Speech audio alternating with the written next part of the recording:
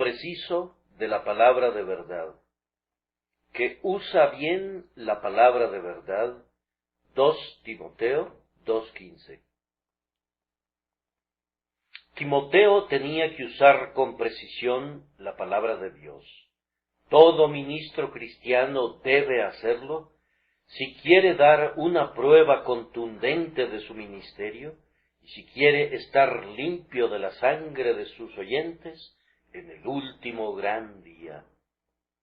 En los 20 años que hemos estado imprimiendo mis sermones, puedo decir honestamente que este ha sido mi propósito, usar precisamente la palabra de verdad.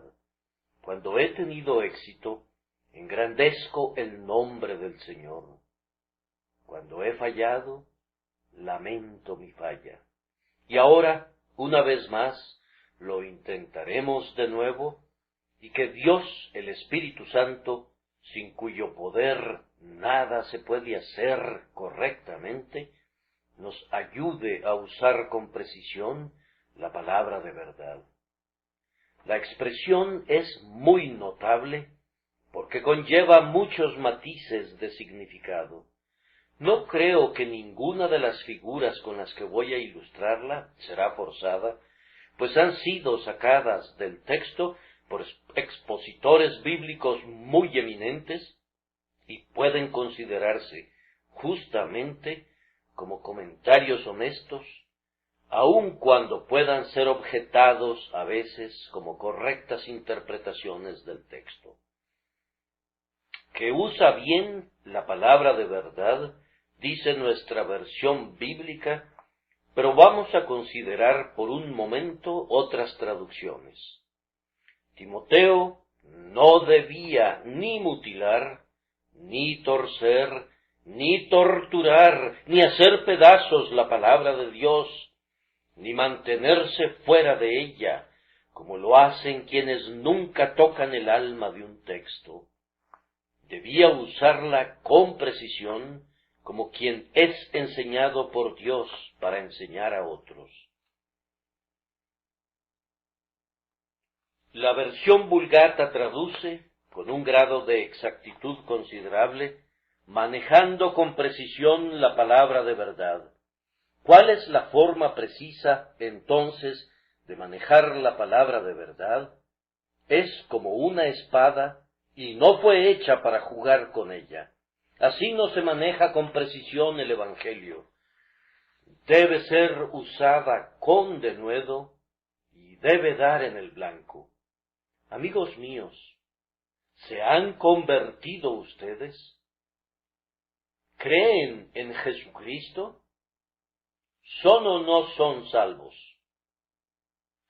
Las espadas están hechas para cortar y hacer tajos, herir y matar, y la palabra de Dios debe herir a los hombres en el corazón y matar sus pecados. La palabra de Dios no ha sido confiada a los ministros de Dios para que diviertan a los hombres con su brillo, ni para encantarlos con las joyas de su empuñadura, sino para conquistar sus almas para Jesús. Recuerden, amados oyentes, que si el predicador no los conduce a esto, que sean convertidos, él solo sabrá la razón por qué no lo hace. Si no los lleva al punto en que ustedes voluntariamente rechacen o alegremente acepten a Cristo, él no ha aprendido todavía cómo manejar con precisión la gran espada del Espíritu, que es la palabra de Dios. Ahora, entonces, ¿dónde se encuentran personalmente ustedes en este momento? ¿Son incrédulos sobre quienes habita la ira de Dios? ¿O son creyentes a quienes se puede aplicar esa palabra llena de gracia? De cierto les digo, quien cree en mí tiene vida eterna.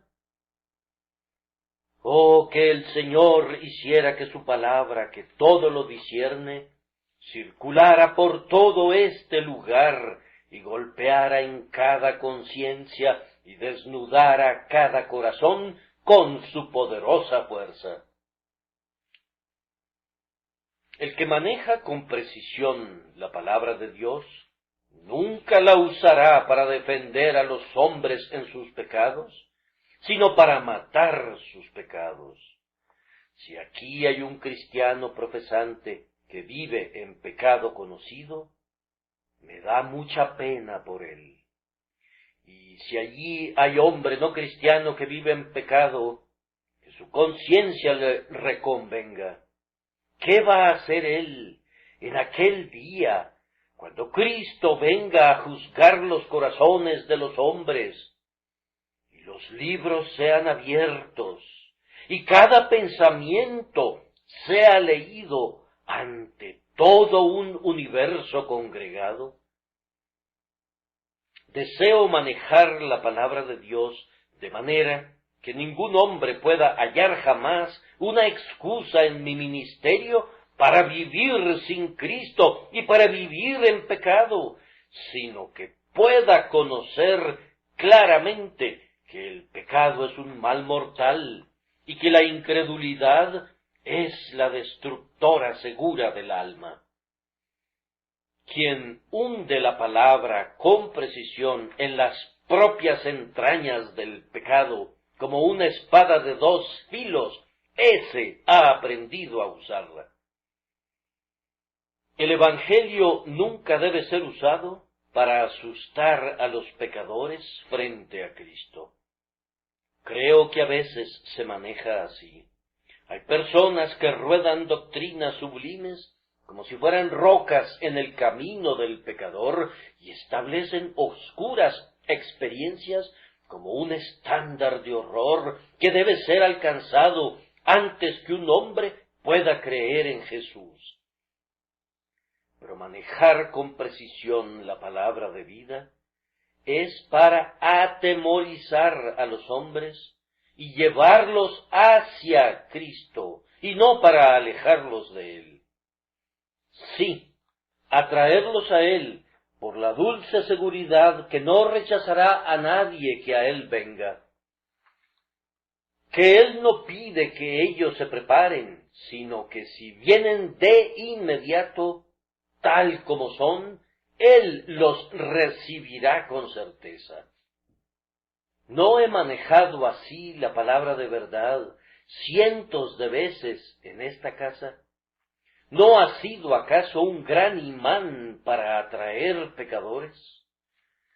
Como un imán tiene dos polos y con uno de ellos repele, así, sin duda, la verdad de Dios repele al corazón prejuiciado y rebelde, y así es olor de muerte para muerte.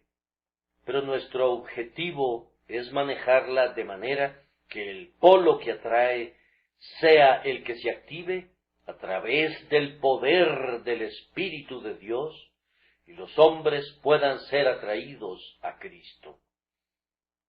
Además, si manejamos con precisión la palabra de Dios, no la predicaremos para colocar a los cristianos en un estado de adormecimiento. Eso es fácil de lograr. Podemos predicar las consolaciones del Evangelio hasta que cada persona que profesa diga: estoy lo suficientemente seguro. No hay necesidad de estar en guardia, no hay necesidad de pelear, no hay necesidad de esforzarse de ninguna manera. He peleado mi batalla, ya obtuve la victoria, no tengo más que cruzar mis brazos e irme a dormir.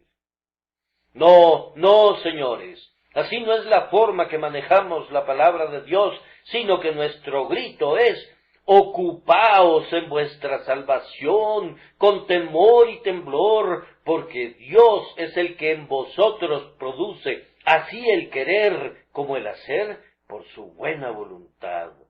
Velad y orad para que no entréis en tentación. No consideren ustedes que han alcanzado la perfección, sino olviden las cosas del pasado y vayan hacia lo que tienen enfrente, siempre mirando a Jesús. Esto es manejar correctamente la palabra de Dios. Y oh, amados hermanos, hay algo que temo más que cualquier otra cosa, que maneje la palabra de Dios de manera de persuadir a algunos de ustedes que son salvos cuando no lo son. Juntar a un gran número de personas que profesan es una cosa, pero tener un gran número de verdaderos santos edificados conjuntamente en Cristo es algo completamente diferente. Levantar un remolino de excitación e influenciar a la gente de esa manera, de tal forma que llega a pensar con toda seguridad que ha sido verdaderamente convertida, ha sido realizado muchas veces. Pero esa burbuja ha estallado muy pronto. El globo se ha llenado hasta que ha explotado. Que Dios nos libre de eso. Queremos una obra segura, duradera, una obra de la divina gracia en el corazón. Si no eres un convertido, te ruego que no pretendas que lo eres. Si no has conocido lo que es ser humillado hasta el punto de ver tu propia nada y luego ser edificado por el poder del Espíritu en Cristo como el único fundamento, oh, recuerden que lo que está construido sobre arena movediza se caerá estrepitosamente en la hora del juicio. No estén satisfechos con nada que no sea un fundamento profundo. Corten en la roca sólida de la obra de Jesucristo. Pidan una santidad real y viva, pues ninguna otra cosa les servirá en el gran día final. Ahora pues, esta es la manera de manejar con precisión la palabra de Dios.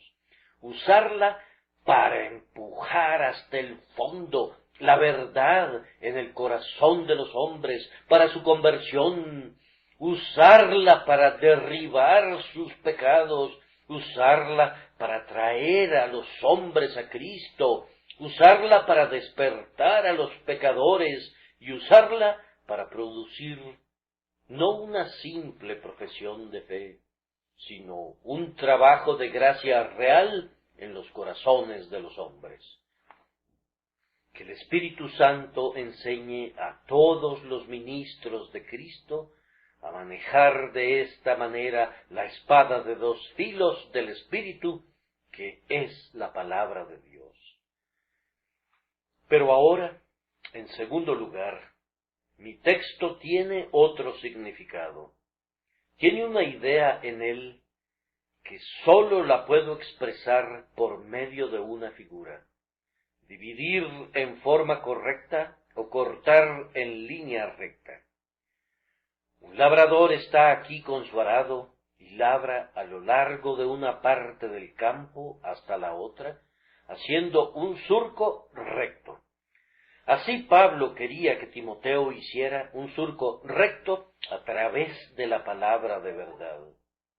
Yo creo que no hay predicación que Dios acepte, sino aquella que va decididamente a través de toda la línea de la verdad, de extremo a extremo, y que sea completa, honesta y directa.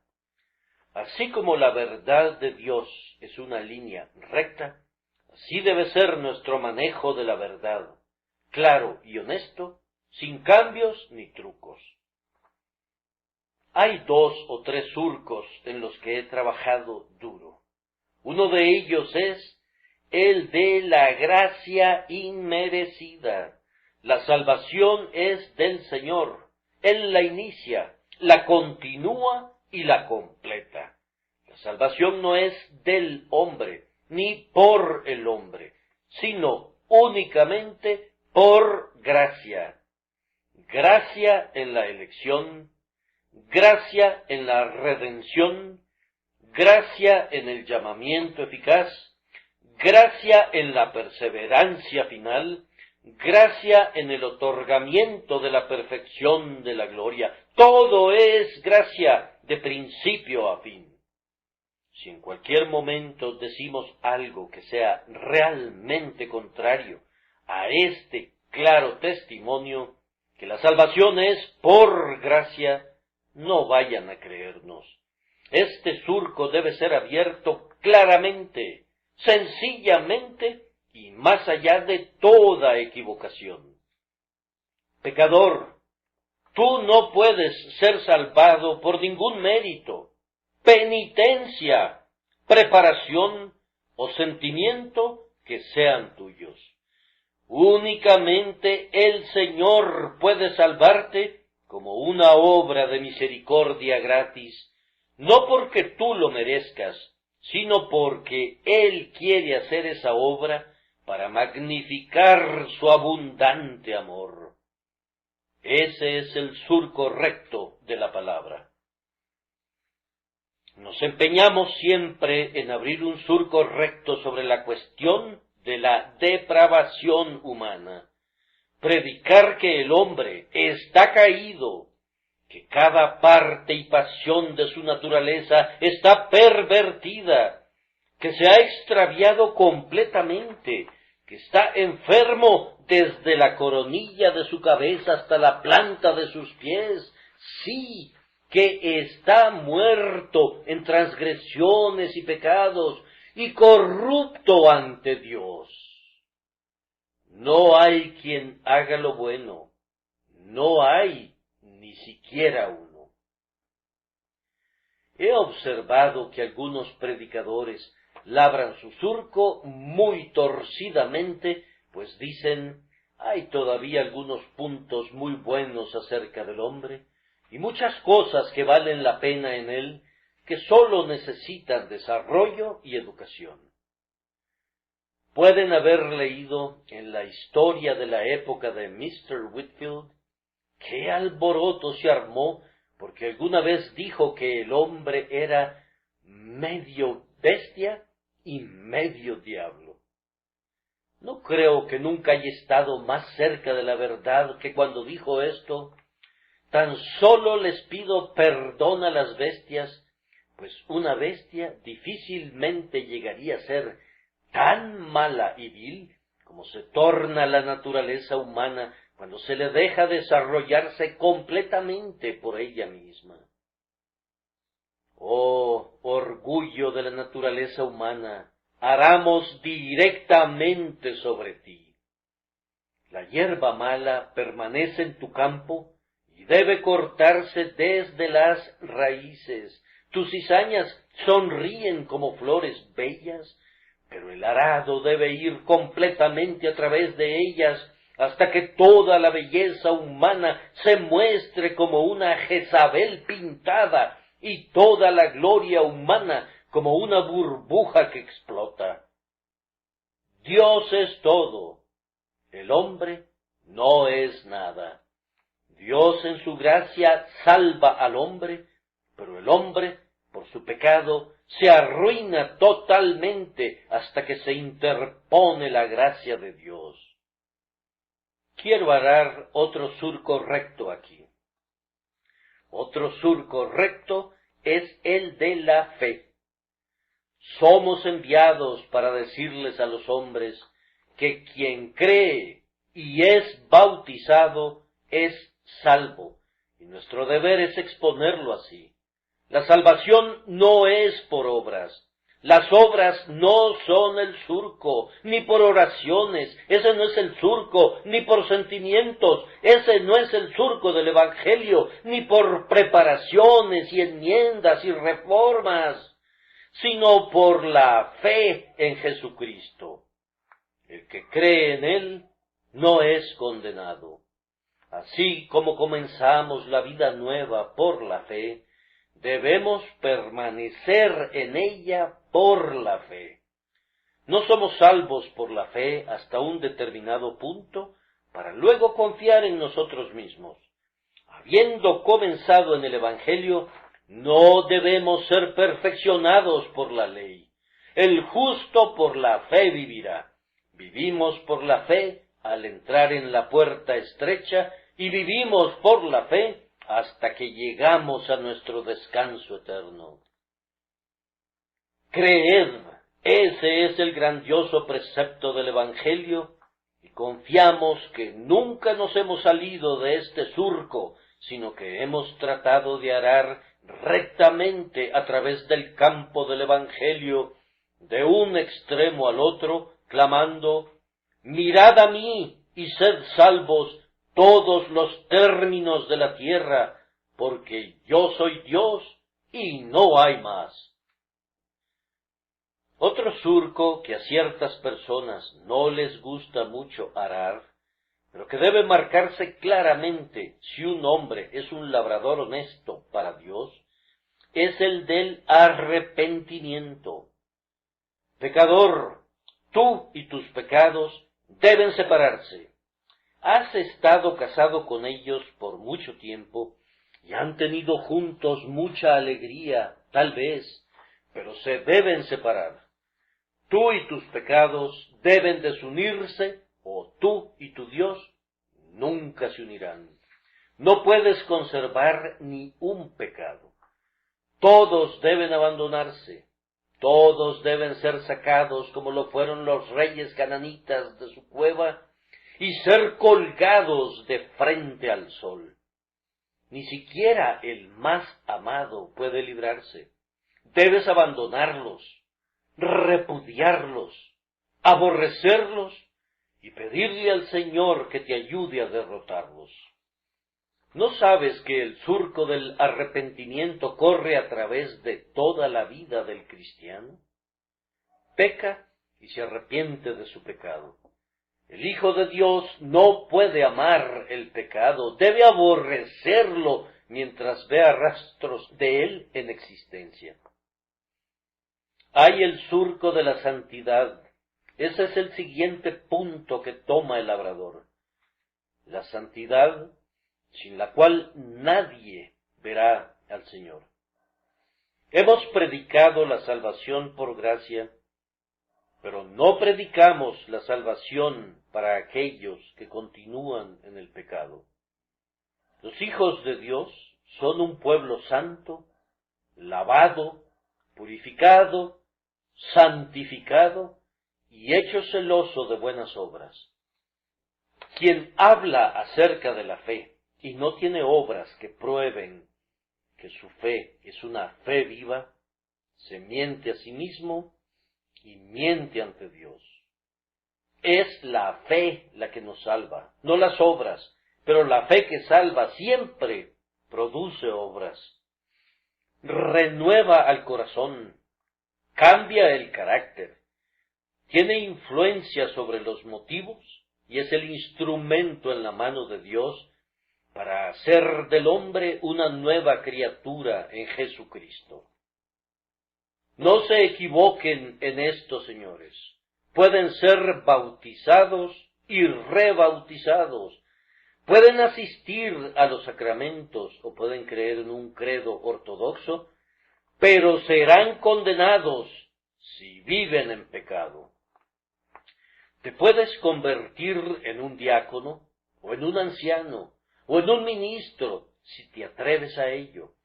Pero no hay salvación para ningún hombre que todavía abriga sus pecados. Porque la paga del pecado es muerte, muerte para quienes profesan, así como para quienes no profesan la fe.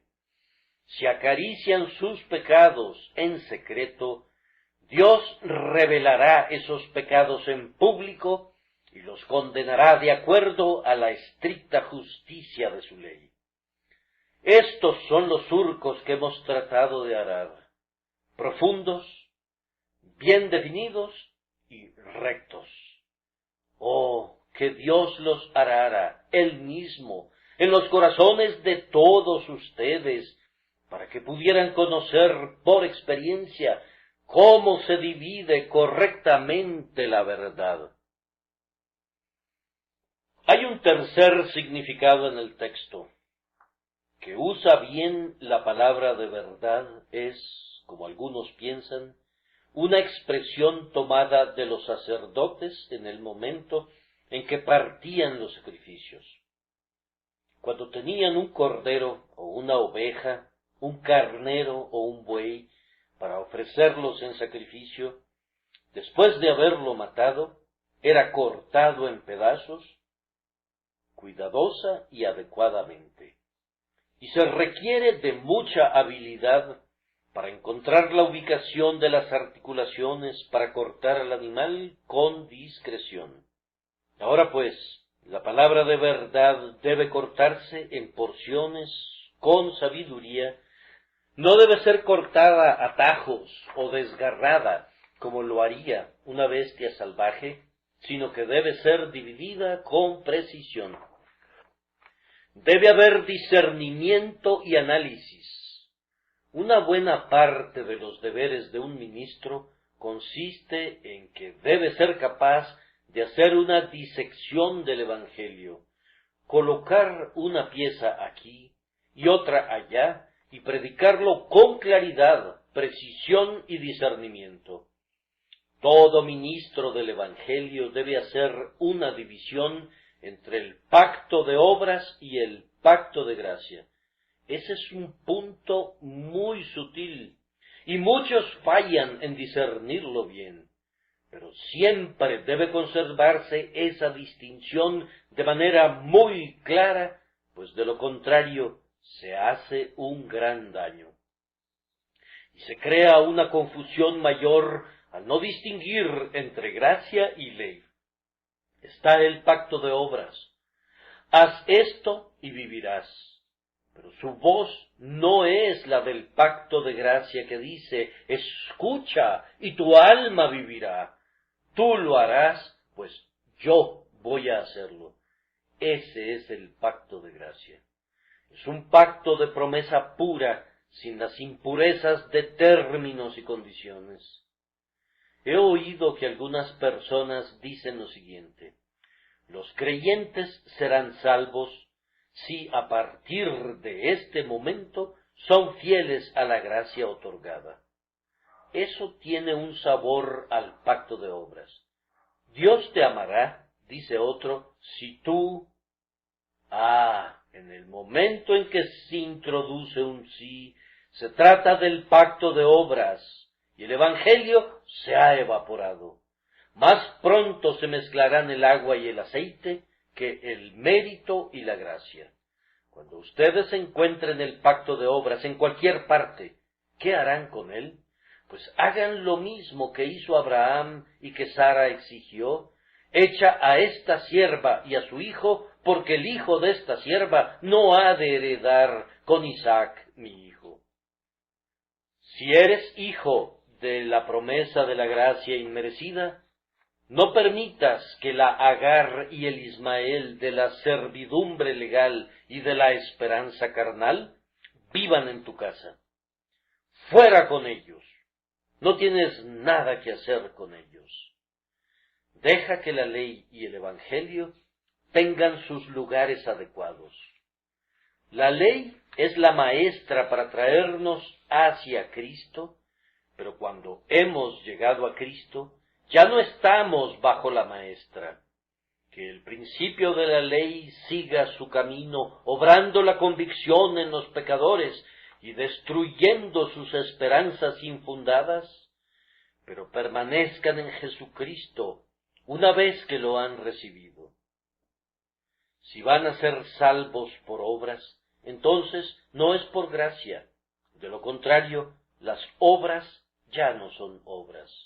Y si son salvos por gracia, entonces no es por mérito humano. De lo contrario, la gracia ya no es gracia. Se debe ser absolutamente claro en esto, que es de la mayor importancia, pues muchas almas han naufragado en las rocas de la legalidad.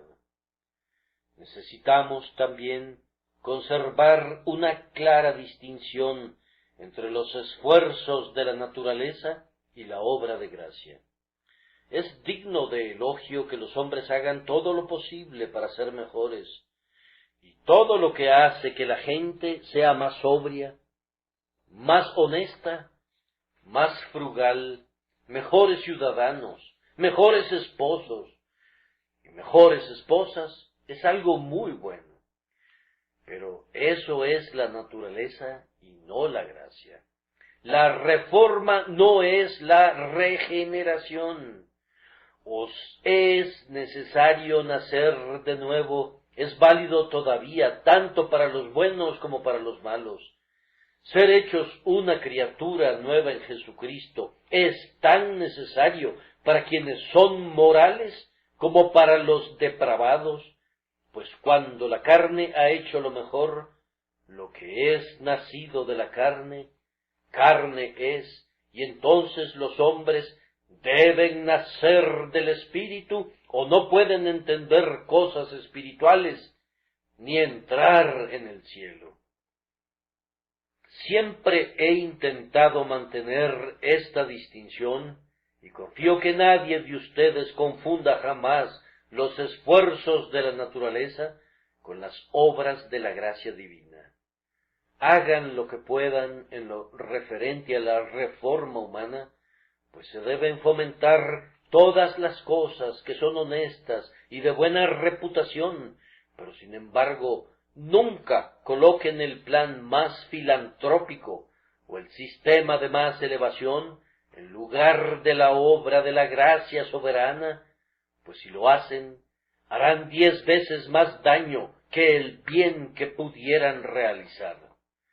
Debemos dividir con precisión la palabra de verdad. También, siempre es bueno que los cristianos sean capaces de distinguir entre una verdad y otra, que el cuchillo penetre entre las articulaciones de la obra de Cristo por nosotros y la obra del Espíritu Santo en nosotros. La justificación, mediante la cual la justicia de Cristo nos es imputada a nosotros, es una bendición. La santificación, mediante la cual nosotros mismos somos hechos justos, es otra bendición. He sabido que algunos describen la santificación como una suerte de cimiento, o cuando menos un apoyo para la obra de justificación. Ahora bien, ningún hombre es justificado porque ha sido santificado. Es justificado porque cree en Él, que justifica a los impíos. La santificación sigue a la justificación. Es la obra del Espíritu de Dios en el alma de un creyente que primero que nada fue justificado al creer en Jesucristo cuando todavía no había sido santificado. Den a Jesucristo toda la gloria por su obra grandiosa y perfecta, y recuerden que son perfectos en Jesucristo y aceptados en el amado, pero al mismo tiempo den gloria al Espíritu Santo y recuerden que todavía no son perfectos en santidad, sino que la obra del Espíritu debe ser continuada y será continuada durante todos los días de su vida. Otro punto que no debe ser olvidado al dividir con precisión es, debemos siempre distinguir entre la raíz y el fruto. Sería muy mal botánico quien no distinguiera entre un bulbo y un capullo, pero sí creo que hay muchos londinenses que no saben qué son las raíces y qué son los frutos, pues han visto muy poco las plantas que crecen. Y estoy seguro que hay algunos teólogos que difícilmente saben cuál es la causa y cuál es el efecto en las cosas espirituales. Poner la carreta antes del caballo es una cosa muy absurda, pero muchos lo hacen. Oigan como dice la gente, si pudiera sentir gozo en el Señor, entonces creería. Sí, eso es la carreta antes del caballo, porque el gozo es el resultado de la fe, no la razón de ella. Pero quiero sentir un gran cambio en mi corazón, y entonces creeré. Así pues, ustedes desean convertir el fruto en raíz. Cree en el Señor Jesucristo. Esa es la raíz del asunto. El cambio de vida y el gozo en el Señor brotarán como frutos graciosos de la fe y no de ninguna otra manera. ¿Cuándo los distinguirán? Así les he dado 3 versiones de mi texto: manejo preciso, labranza recta y discernimiento sabio. La siguiente interpretación de la expresión del apóstol es prácticamente recortar la palabra para usos santos. Este es el sentido dado por Crisóstomo. Les voy a mostrar lo que quiero decir. Supongan que tengo una piel de cuero ante mí y quiero hacer una silla de montar. Usando un cuchillo, comienzo a cortar la forma. No quiero esos pedazos que están cayendo a un lado y al otro. Son de cuero muy bueno, pero ya no puedo hacer uso de ellos. Tengo que cortar mi montura y esa es mi única preocupación. O supongamos que tengo que hacer un par de riendas de ese cuero, entonces debo utilizar mi cuchillo y trabajar con un objetivo, manteniendo clara mi meta ante mí. El predicador, para tener éxito, también debe estar muy atento, y cuando tenga la Biblia ante él, debe usar sólo aquellas porciones que tengan relación con su grandiosa meta. Él debe utilizar el material que la Biblia le ha puesto en sus manos. Cada parte de la palabra de Dios es muy bendita y extremadamente provechosa, pero puede suceder que no esté relacionada con el tema que en ese momento requiere el predicador y, por consiguiente, lo deja para su consideración en otra ocasión. Y aunque algunos lo critiquen, él es lo suficientemente sensato para no sentirse comprometido a predicar todas las doctrinas de la Biblia en cada sermón. Él quiere que las almas sean salvas y que los cristianos sean avivados, y por tanto no derrama de una vez todos los frascos ni toca todas las trompetas de la profecía. Algunos oyentes se vuelven locos por los misterios del futuro. Bien, hay 2 o 3 hermanos en Londres que siempre están tocando las trompetas y derramando las copas. Vayan y óiganlos si ustedes quieren. Yo tengo otra cosa que hacer. Confieso que no fui enviado para descifrar los símbolos apocalípticos. Mi misión es más humilde, pero igualmente útil. Soy enviado para llevar almas a Jesucristo.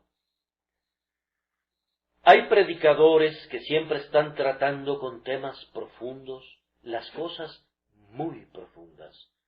Para ellos, las grutas de coral del misterio y los profundos pozos de la metafísica tienen un encanto poderoso. No tengo objeción en cuanto a sus gustos, pero no creo que la palabra de Dios haya sido dada para ser un libro de enigmas. El Evangelio sencillo es la parte que recorto de la palabra de Dios y la recorto con precisión. Hay un alma que necesita saber cómo hallar la paz con Dios. Algún otro hermano le puede explicar cómo encaja la predestinación con el libre albedrío. Yo no pretendo saber eso, pero sí sé que la fe en Jesús trae paz al corazón. Mi trabajo es poner de manifiesto lo que va a salvar a las almas, lo que edifica a los santos y pone a los cristianos a trabajar por Cristo. Dejo los misterios no porque los desprecie, sino porque los tiempos demandan que nosotros, primero y sobre todas las cosas, busquemos las almas de los hombres. Algunas verdades presionan para ser oídas, deben ser oídas ahora, o los hombres se perderán. Las otras verdades las pueden oír mañana o más tarde, pero ahora escapar del infierno y estar listos para el cielo son sus preocupaciones más urgentes. Imaginen a los ángeles sentados con Lot y sus hijas dentro de Sodoma, discutiendo con ellos sobre la predestinación o explicándoles los límites del libre albedrío. No, no, claman, vamos, y los toman del brazo y los conducen afuera, diciendo, huyan, huyan, huyan, pues va a caer fuego del cielo y esta ciudad debe ser destruida. Esto es lo que el predicador debe hacer, dejando ciertas partes de la verdad para otras ocasiones. Él está ahora dividiendo con precisión la palabra de verdad cuando resalta lo que es de importancia apremiante. En la Biblia hay algunas cosas que son esenciales, sin las cuales un hombre no puede ser salvo de ninguna manera. Hay otras cosas que son importantes, pero, sin embargo, los hombres son salvos a pesar de su ignorancia de ellas. ¿No está claro que lo que es esencial debe tener preeminencia? Cada verdad debe ser predicada en su turno y lugar correspondientes, pero nosotros no debemos nunca dar el primer lugar a una segunda verdad o pasar a un primer plano lo que fue diseñado para estar al fondo del cuadro. Nosotros predicamos a Cristo, dijo el apóstol, a Cristo crucificado. Y creo que si el predicador va a dividir con precisión la palabra, le dirá al pecador, pecador, Cristo murió, Cristo resucitó, Cristo intercede, míralo a Él. En cuanto a las difíciles interrogantes y puntos finos, hazlos a un lado por un tiempo. Tú los discutirás más tarde, en la medida que sean provechosos para ti, pero por el momento, creer en el Señor Jesucristo es el asunto principal. El predicador debe así separar lo vital de lo secundario, lo práctico de lo especulativo, y lo que apremia y es inmediato de lo que puede ser legalmente diferido, y en ese sentido, él dividirá con precisión la palabra de verdad. Les he dado 4 significados. Ahora les voy a dar otro, haciendo a un lado otros más que pude haber mencionado.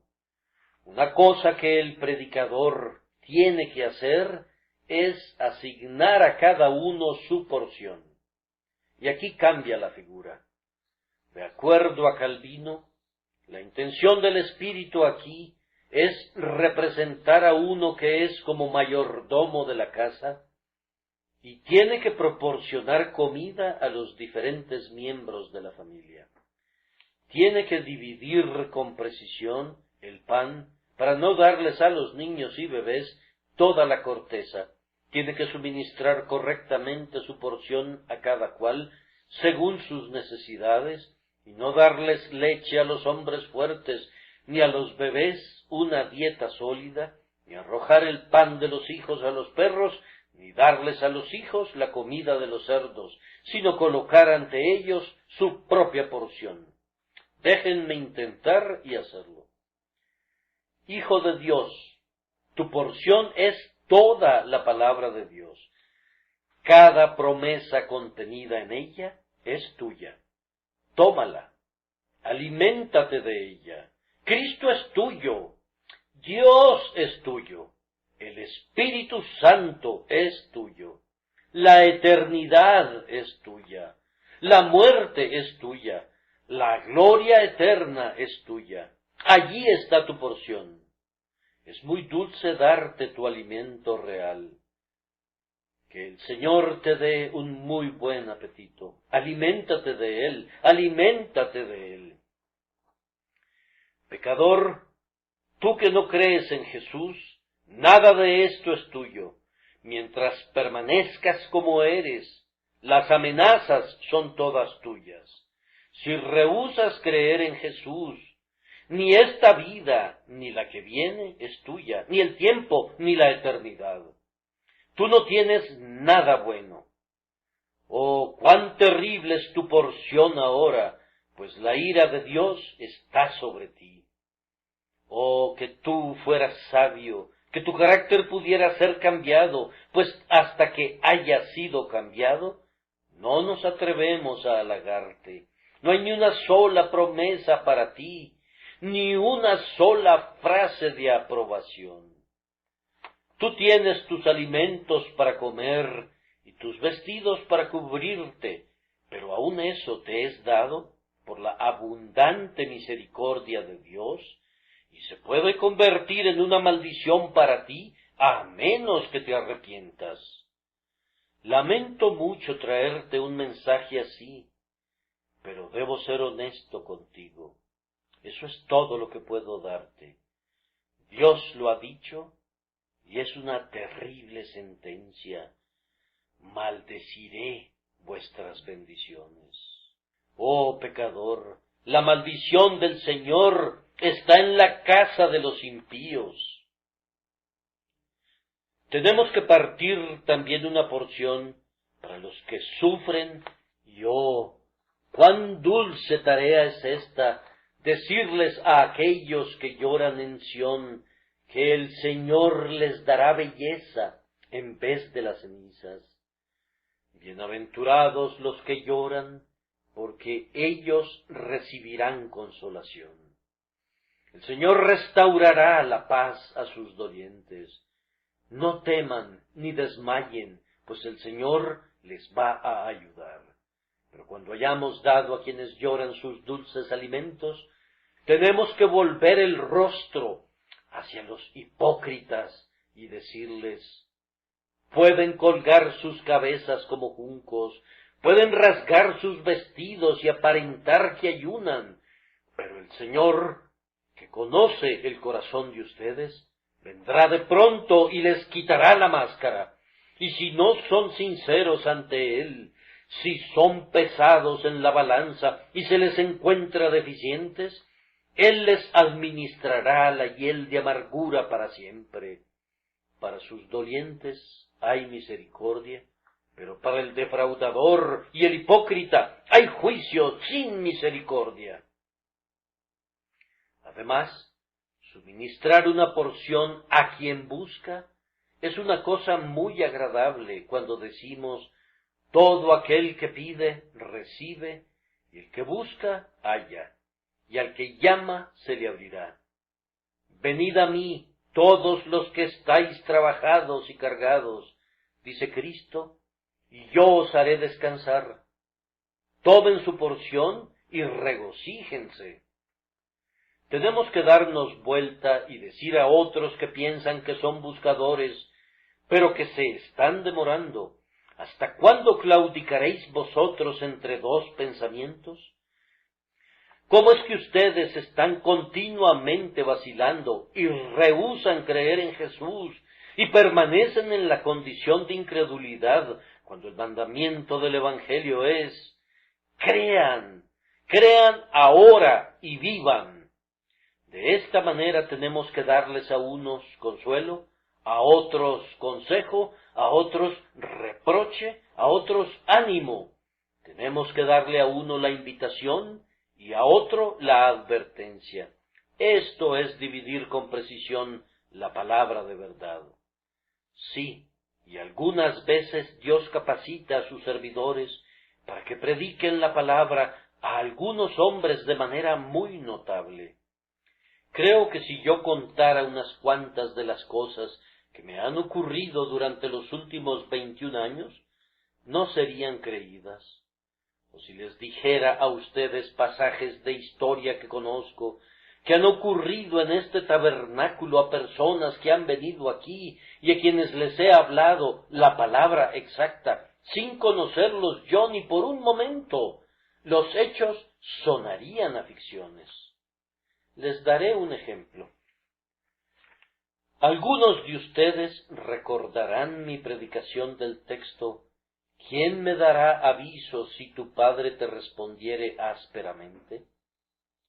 Después del sermón, llegó a verme un venerable caballero cristiano, llevando con él a un joven extranjero, a quien ansiosamente quería aclararle un punto. Me dijo: Señor, le pido amablemente que me responda esta pregunta. ¿Usted me ha hablado algo que concierna a este joven caballero?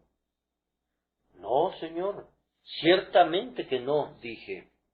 Y en verdad, aunque conocía al caballero que se dirigió a mí, nunca me había hablado acerca del joven extranjero cuya existencia hasta ese momento me era desconocida. Me dijo: este joven caballero está casi convencido de ser cristiano. Su padre es de otra fe completamente diferente y adora otros dioses. Nuestro joven amigo sabe que si se vuelve cristiano, perderá el amor de su padre. Yo le dije, cuando conversó conmigo: ven a escuchar al señor Spurgeon esta mañana. Llegamos aquí, y el texto de usted fue: ¿quién me dará aviso si tu padre te respondiere ásperamente? Ahora bien, ¿ha oído usted alguna vez una palabra mía acerca de este joven caballero? No, nunca, dije. Bueno, dijo el joven, es la cosa más extraordinaria que he escuchado en mi vida. Solo pude decir: confío en que es la voz de Dios hablando a tu alma. Dios sabe cómo guiar a sus siervos para exponer la palabra más adecuada para bendecir a los hombres. Hace algún tiempo, un misionero de ciudad tenía en su distrito a un hombre que nunca podía tolerar que una persona cristiana fuera a su casa. Muchas personas habían advertido al misionero que podía terminar con la cabeza rota si se aventuraba a visitarlo. Por consiguiente, no se acercaba a esa casa, aunque su conciencia le remordía cuando pasaba cerca sin entrar. Se puso a orar en relación a esto, y una mañana se aventuró valientemente a ir a la cueva del león. ¿Para qué ha venido usted? Bien, señor, dijo, he conversado con personas de todas las casas alrededor de aquí, pero he pasado de frente porque escuché que a usted no le gustaba eso. Pero de alguna manera pensé que yo sería cobarde si lo evitara, y por lo tanto he venido a visitarlo. Pase, dijo el hombre. Siéntese, siéntese. Ahora me va usted a hablar acerca de la Biblia. Tal vez ni usted mismo sepa mucho de ella. Le voy a hacer una pregunta, y si la puede contestar, usted podrá visitarme de nuevo. Si no la responde, lo arrojaré por las escaleras. Bien, dijo. ¿Me entiende? Sí, dijo el misionero. Sí le entiendo. Bueno, entonces, dijo, esta es la pregunta. ¿Dónde encuentra usted la palabra niña en la Biblia y cuántas veces la encuentra?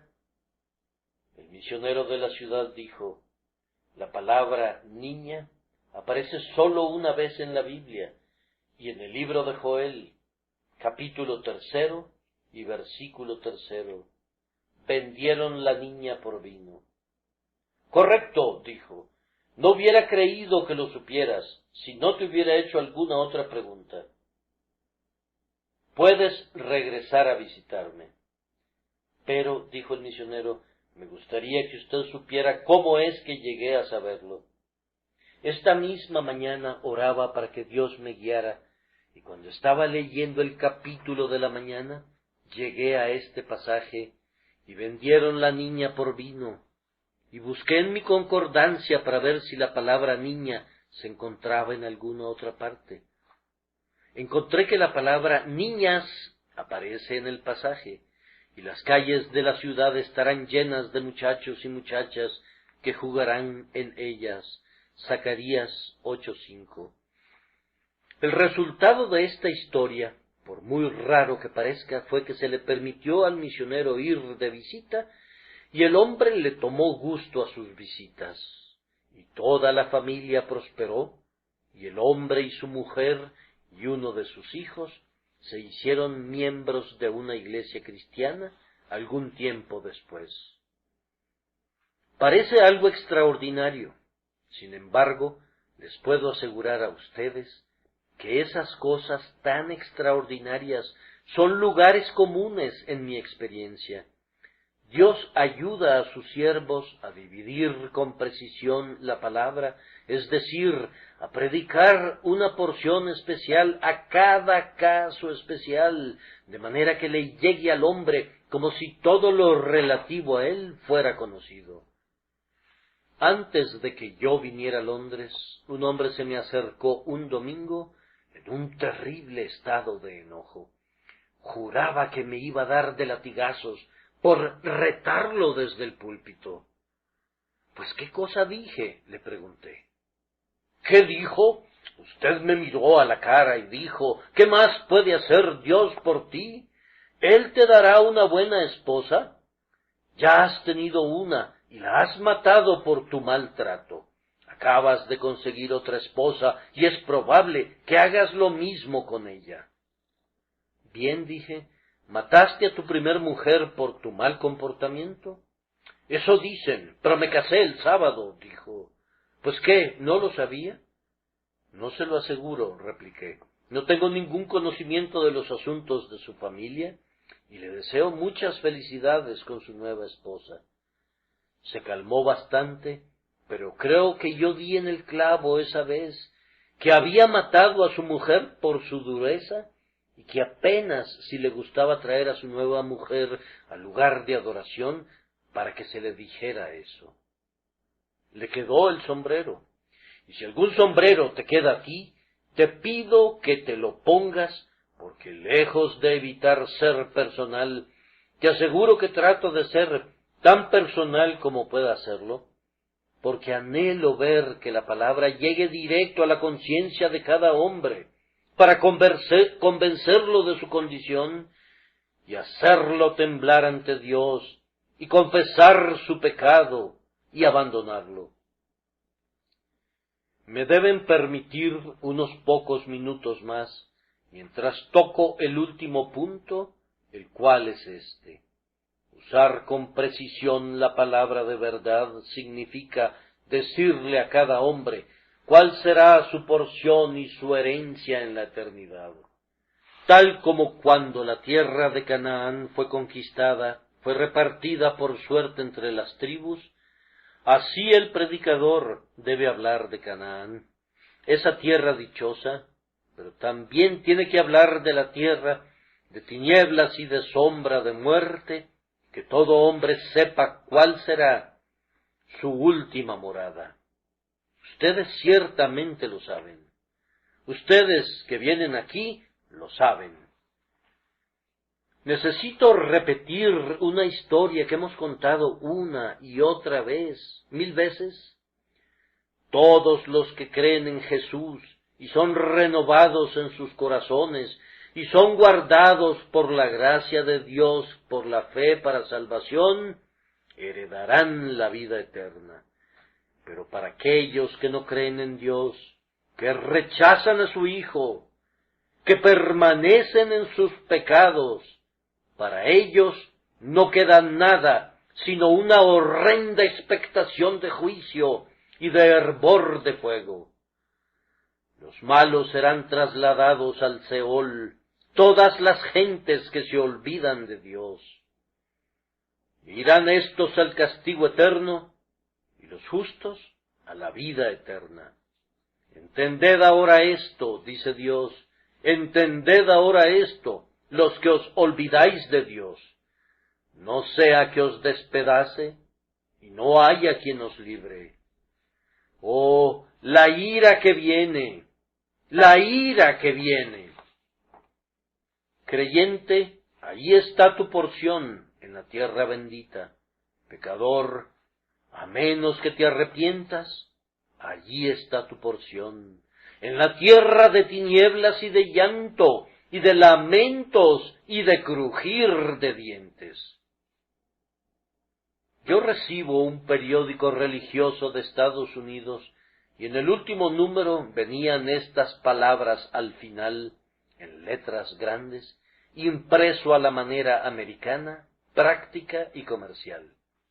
Si usted no quiere recibir este periódico, descontinúelo ahora. Si lo quiere recibir todo el año siguiente, envíe su suscripción ahora. Si tiene una queja contra él, envíe su queja ahora. Si se cambió de domicilio, envíe el aviso de su cambio de residencia ahora. Había un gran ahora al final de cada frase. Cuando lo leí, pensé, bueno, eso es correcto, es sentido común. Y me pareció que podía decirles a ustedes en esta última noche del año, si desean abandonar sus pecados, abandónenlos ahora. Si quieren recibir la misericordia de Dios por medio de Jesucristo, crean en Él ahora. ¿Qué mejor momento habrá que antes que el año que agoniza se haya ido? ¡Ahora! ¡Ahora! ¡Ahora! En ese mismo periódico leí una historia acerca de los señores Moody y Sankey sobre ese mismo punto. La historia es que cuando estaban predicando en Edimburgo, estaba sentado frente a ellos un hombre que estaba muy profundamente interesado. Estaba bebiendo todo lo que decían. Hubo una pausa en el servicio, y el hombre salió con su amigo, pero al llegar a la puerta el hombre se detuvo y su amigo le dijo, «Vamos, Jaime». «No», dijo, «quiero regresar. Vine aquí para obtener algo bueno para mi alma y todavía no lo he recibido todo. Debo regresar otra vez». Regresó y se sentó en su mismo lugar y escuchó de nuevo. El Señor lo bendijo, encontró a Cristo y así halló la salvación. Como era un minero, bajó a la mina el día siguiente para trabajar y le cayó una gran roca encima. Lo sacaron, pero no pudo recuperarse. Le dijo al hombre que lo ayudó a salir, «Oh, Andrés, estoy tan contento que todo se pudo arreglar anoche». «Oh, hombre», dijo, «todo se arregló anoche». Ahora, yo espero que aquellos que murieron en el accidente de ferrocarril en la víspera de Navidad hayan podido decir, «todo se arregló anoche». Qué cosa bendita sería para ustedes si llegaran a tener un accidente mañana, que pudieran decir, «bendito sea Dios, todo fue arreglado anoche. Le di a Jesús mi corazón, me entregué a su divino amor y a su misericordia, y soy salvo». Oh Espíritu Santo, concédenos que así sea, y toda la alabanza será para ti. Amén y amén.